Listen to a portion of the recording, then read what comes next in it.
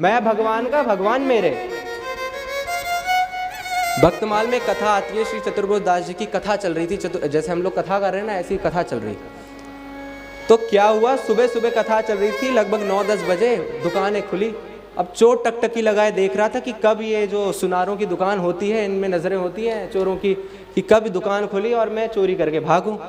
दुकान खुली तो एक सेठ जी ने क्या किया, तिजोरी खोल के वो थैली निकाली और बस अपने वो जो गल्ला होता है उस पर रखी और वापस मुड़ा तिजोरी बंद करने के लिए।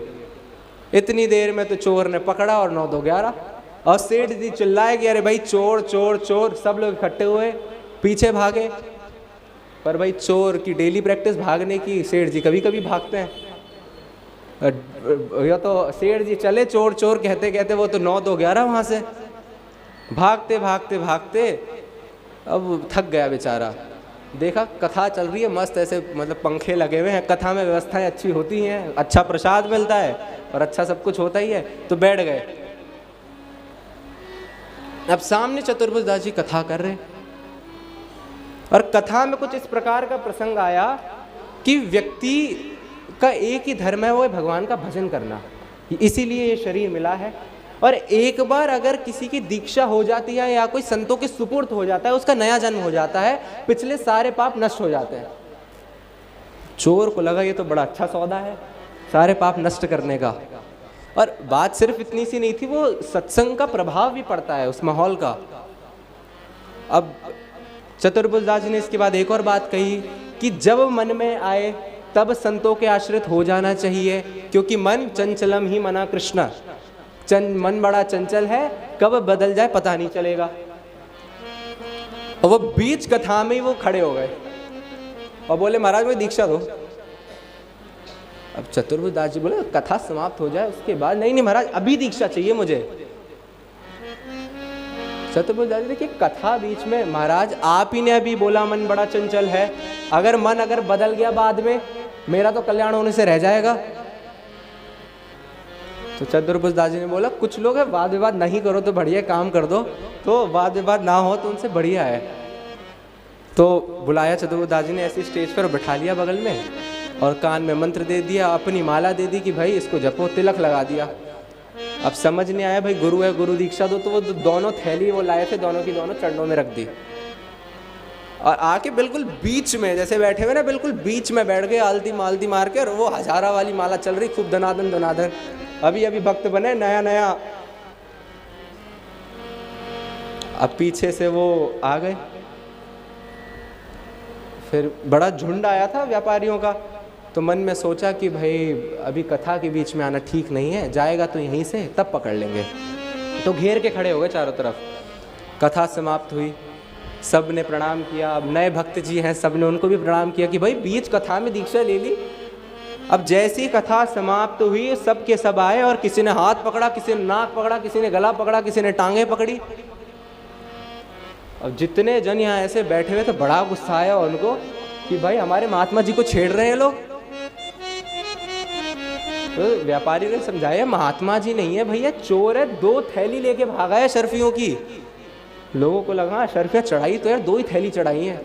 तो लोगों ने कुछ नहीं कहा और जैसे बोरे को लादते ना, सा लाद के ले गए राजा के पास। और राजा के पास ले जाके बोले राजन हमें न्याय दो। बोले क्या न्याय चाहिए आपको? बोले ये महात्मा है, इन्होंने चोरी करी है। अब सर पे तिलक, सुंदर रज तिलक भाल, बाकी भ्रगुटी विशाल।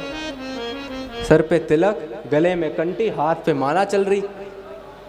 रुक थोड़ी रहे, अभी भी भक्त बने हैं तो रुकना के नाम ही नहीं है, चल रही है माला। राजा है तो है। राजा को लगा कोई पहुंचे हुए महापुरुष हैं, चेहरे से तेज भी निकल रहा है कि भाई पकड़ के लिया है। तो राजा को विश्वास नहीं हुआ। तो राजा ने बोला कि संत जी आपने चोरी करी है? उन्होंने बोला राजन हमने इस जन्म में कोई चोरी नहीं करी। व्यापारी बोला जन्म? अरे अभी 2 घंटे पहले की बात है, कह रहे जन्म में चोरी नहीं करी। महाराज हम सच्ची कह रहे हैं, 2 थैली ले, अरे 1-2 शरीफे ले जाता हम पीछे नहीं भागते। और का 2 थैलियां लेके भागा है और कह रहा है और यहाँ ये पूरा पहन लिया, इससे कोई संत बन जाएगा? पर राजा का मन नहीं किया कि भाई अब एक पर बार बार बोलने पर राजा थोड़ा गंभीर हुआ और राजा ने बोला, देखिए आप सच सच बताइए, इतने सारे जन झूठ तो नहीं बोल रहे। वो अपनी बात पे अड़ गए, हमने इस जन्म में चोरी नहीं करी। तो राजा ने बोला परीक्षा होगी।